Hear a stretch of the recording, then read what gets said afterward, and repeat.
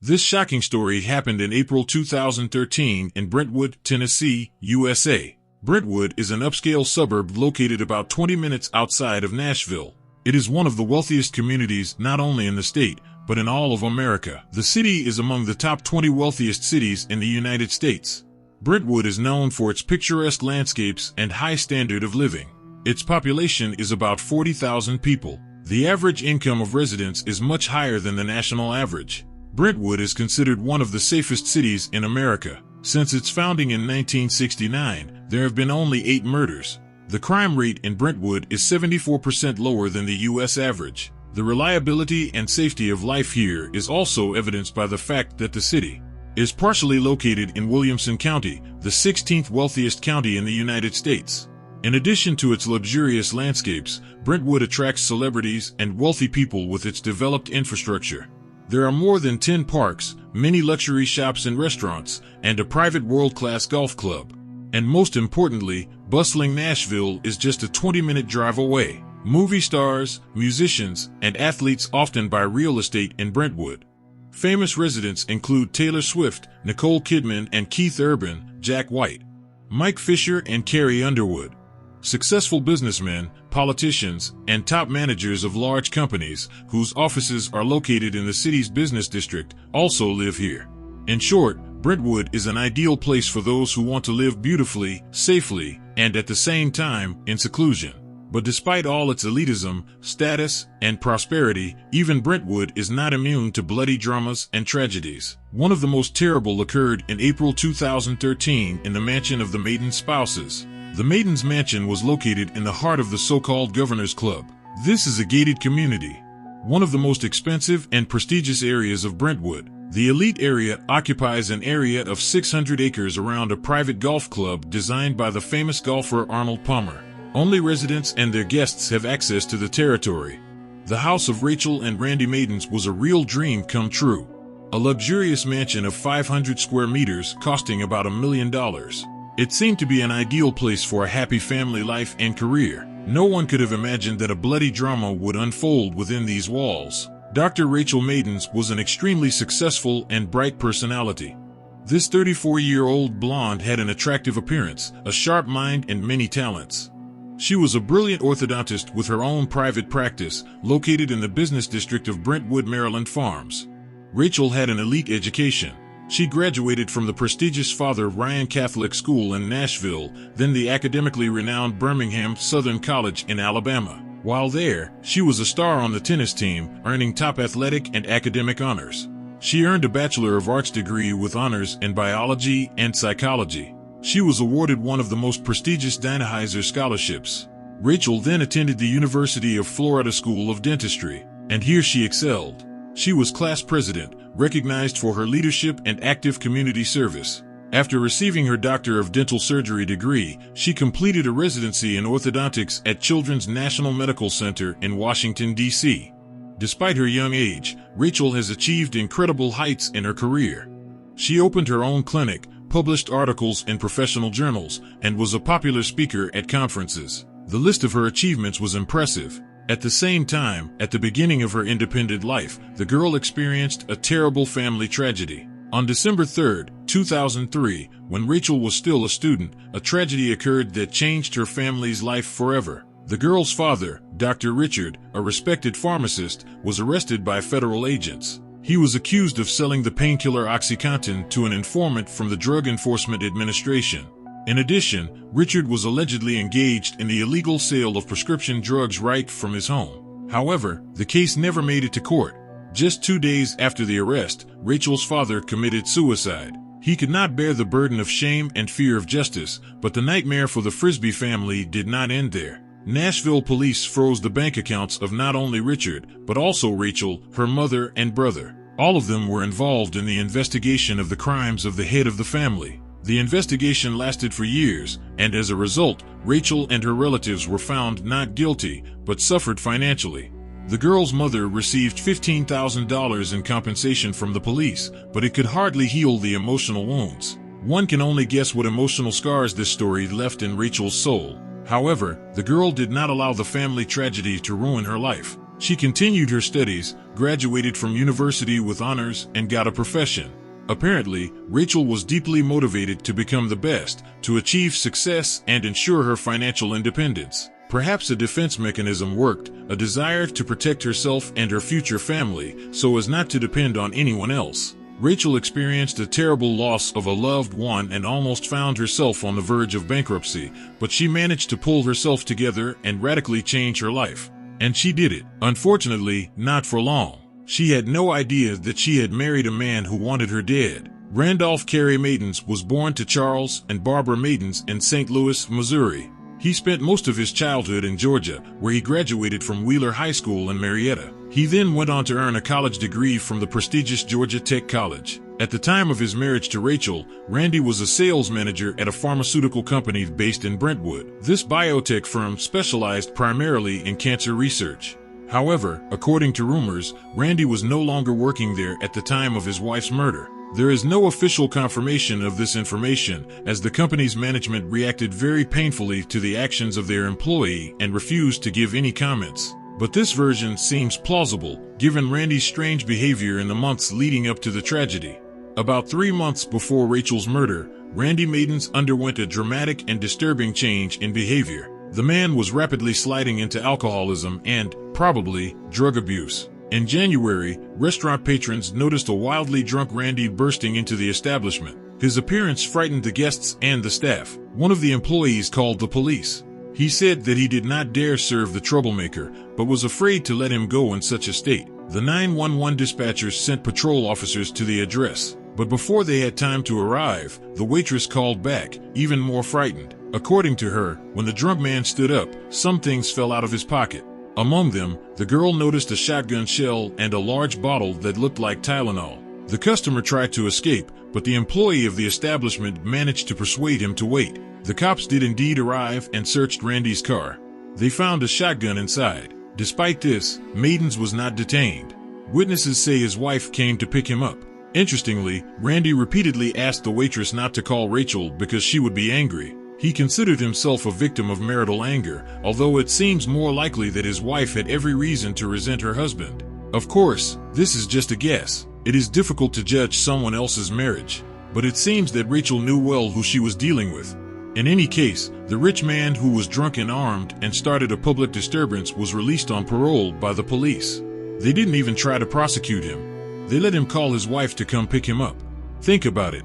On April 21, 2013, Rachael's mother, Betty Frisbee, called the Brentwood police. The woman asked the police to come to her daughter's house immediately. She said that her son-in-law was on the verge of suicide. According to other sources, Betty gave Randy an ultimatum. If he didn't let Rachael talk on the phone for 10 minutes, she would call the police. It is not known for certain what exactly alerted the woman, but it seems that Randy did call his mother-in-law after killing his wife. It is scary to imagine what he must have told Betty if she called the police. In any case, a few minutes after Betty called, the patrolmen were already at the Maidens' mansion. No one answered the knock on the door. The officers noticed that all the curtains in the house were drawn, making it impossible to see inside. Luckily, the garage door was open. The officers were able to enter the house and began calling the owners' names. Neither Randy nor Rachael answered. Then the cops heard a baby crying. Upstairs, 2-year-old Natalie was lying in her crib, crying. One of the officers, Austin Kern, went upstairs and looked over the balcony railing into the great room. He saw blood spatter on the walls and a shotgun lying on the couch. Rachael's body was found on the first floor, in the hallway between the living room and the hallway leading to the master bedroom. The woman showed no signs of life, having been shot in the back with 8 bullets from a 9mm pistol and 2 more from a shotgun. An inspection of the crime scene revealed that someone had tried to clean the blood off the walls and floor, and even used bleach to do so. The smell was palpable. However, the horrific crimson streaks were still ominously visible. Randy was not in the house. An intensive search was launched, with SWAT teams and helicopters involved. That night, the upscale Brentwood neighborhood resembled the set of a Hollywood action movie. Both local police and the Tennessee Bureau of Investigation took up the case. Law enforcement immediately assumed that Randy might be armed and, given his recent erratic behavior, extremely dangerous. At a press briefing, Brentwood Police Chief Jeff Hughes described Maidens as unstable. In the very first hours of the investigation, several important details emerged that shed light on what had happened and, most importantly, pointed to the killer's possible motives. On the kitchen table of the mansion, police found a suicide note. In it, Randy apologized to his daughter in great detail. He assured her of his love, but admitted that he was forced to flee because of a terrible act, although he did not specify what. The man thanked his wife's relatives for the years he spent with them. At the same time, he complained about Rachael's impossible character. He claimed that it was not for nothing that he became her third husband, since the previous two allegedly could not stand it either. Randy wrote that he had been suffering daily humiliation from Rachael for the past 6 years. She allegedly constantly yelled at him, quarreled over the slightest reason, and humiliated him. And this last quarrel was the last straw for him, but there was not a word about suicide in the note. On the contrary, Randy expressed a desire to take his daughter and take care of her in the future, albeit not without the help of Rachael's relative. And one more indicative fact. About $87,000 in cash was found in the trunk of Randy's car. A large sum of money was casually stuffed into a large bag. In addition, more than $9,000 was found in the house. It seems that Randy planned to kill his wife and run away to start a new life. He had time to get ready. At least several hours had passed since the massacre of Rachael. Why then did he not leave, when he could have escaped pursuit? What stopped him? Phone records show that on the evening of the murder, Randy called his lawyer. It was one of Nashville's most experienced criminal defense lawyers named David Rabin. What they discussed is unknown for sure. However, calling a lawyer in such a situation makes you wonder. Randy could have gone far. However, for some reason, he decided to hide in the woods behind his house, perhaps out of haste or panic. And there he sat for 12 hours until he finally emerged from the green thicket with his hands up and surrendered to the police. Meanwhile, a thorough search of the elite area and questioning of neighbors continued. Several residents reported that they noticed signs of attempts to break into their homes on the morning after the murder. Someone tried to open garage doors and regular doors, looking for shelter. The police checked the CCTV footage and confirmed this. It was Randy who wandered around the neighborhood, knocking on neighbors' doors. What exactly he had in mind remains a mystery. But no one would dare hide an unstable, potentially armed man who had just brutally murdered his wife. To put it mildly, the neighborhood was not happy about the prospect. After his arrest, Randy was formally charged with first-degree murder, child neglect, and tampering with evidence. Under Tennessee law, he faced the death penalty or at least life in prison.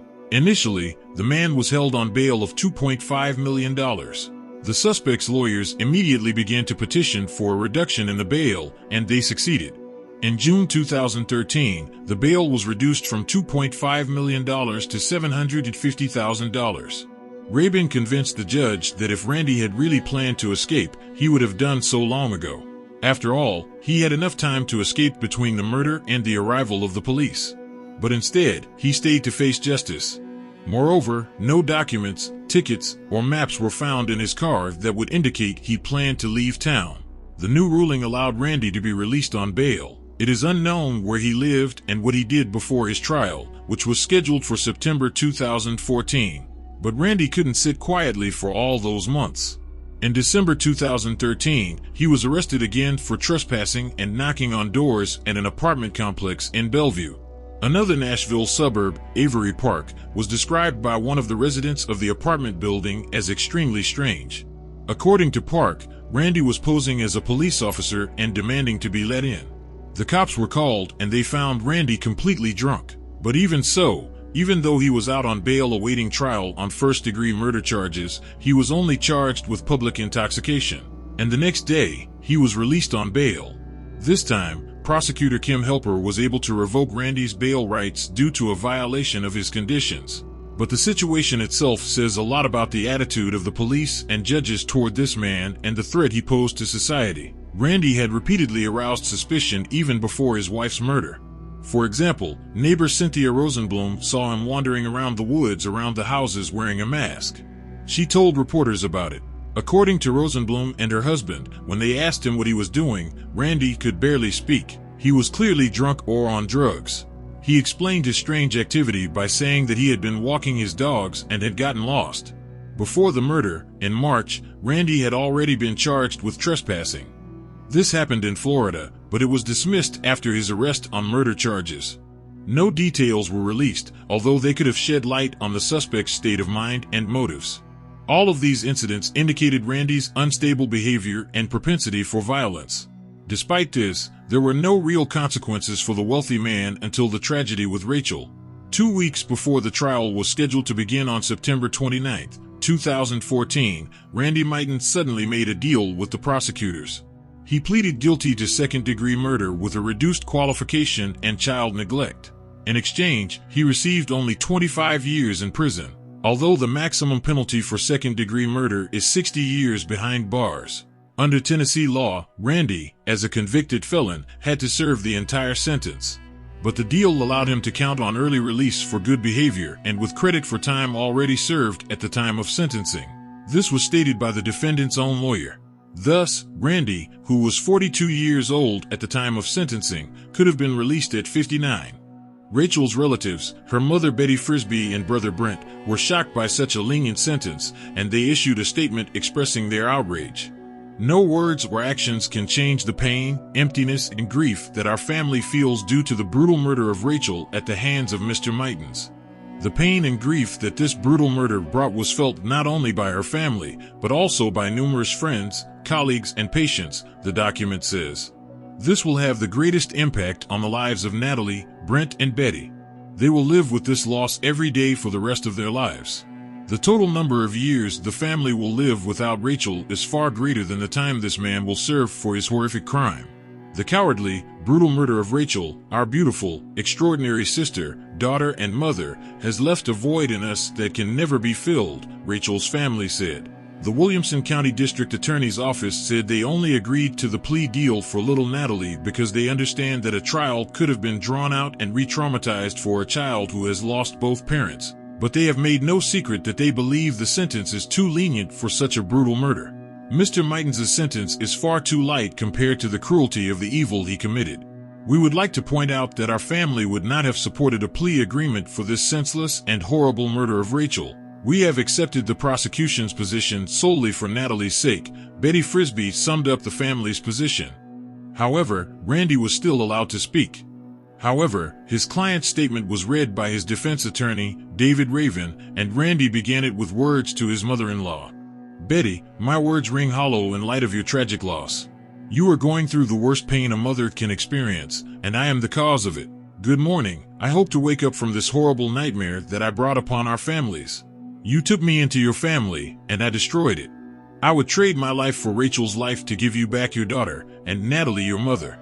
I know that's impossible and would never be fair, he said, addressing Betty. But most of his words were addressed to his 2-year-old daughter, who was left without a mother. Natalie, my daughter, I can never express how sorry I am for depriving you of your mother. I lost both my parents, and I am to blame for everything. Know that you were the most important person in your mother's life. Forgive me for hurting both of you, Randy repented. He also apologized to his wife's brother. Brent, I'm so sorry you lost your sister. Your pain is unimaginable, Randy admitted, and he ended his repentant speech with an appeal to Rachael. Rachael, I promised to love and protect you, but instead I betrayed you. I will live with this pain forever. The prison I put myself in is the worst, he concluded pathetically. It is difficult to judge how sincere this remorse was. Perhaps Randy really saw the light and repented of his actions. Or maybe he was just trying to impress and soften his sentence. Because right up until his guilty plea, the man repeatedly shifted the blame onto Rachael. Even in his suicide note, he reproached her for her bad character, as if this could justify his crime. Randy's deal with the prosecutor's office also provided for the transfer of all property that the couple acquired during their marriage to Natalie. The guardian of the girl who survived that terrible night was her grandmother Betty Frisbee. So at least the financial future of the orphan was secured. This is where the shocking story of the murder of a successful doctor by his own husband came to an end. Randy Maidens officially admitted his guilt and ended up behind bars. True, not for as long a term as justice demanded. Rachael's relatives were never able to recover from her tragic death, and they did not hide their disappointment with how the justice system works in their country. They say that even when it comes to reprisals against a defenseless woman, a rich and influential man still gets preferences. This story is further proof that even in the most civilized, most democratic and rich country in the world, the law is sometimes too lenient towards murderers, especially if they have money, connections, and skilled lawyers. But the main conclusion to be drawn from the tragedy of the Maidens family lies in a different plane, and it concerns each of us. You never know what people are hiding behind the screen of well-being. Even those who live in huge houses in elite areas and outwardly have everything can suffer from alcoholism, drug addiction, domestic violence, and even decide to commit murder. Therefore, you should not believe the glossy magazines and make premature conclusions. Traditionally, I thank you for watching and remind you that it would be great if you supported the video with a like and a subscription to the channel.